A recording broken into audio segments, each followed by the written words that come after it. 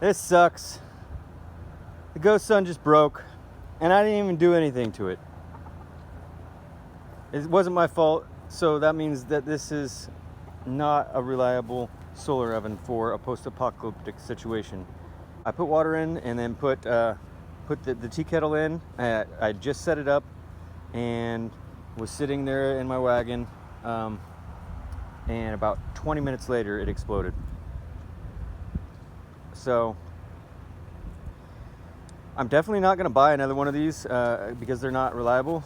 I am going to, they have a 1-year warranty on these tubes, so I am going to call or email them and try to see if they'll give me a new tube, because I just got this one like 3 months ago or something like that.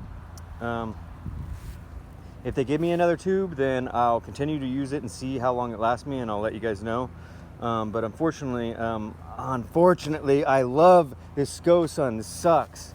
This is like the quickest setup, quickest breakdown, most portable solar oven on the market.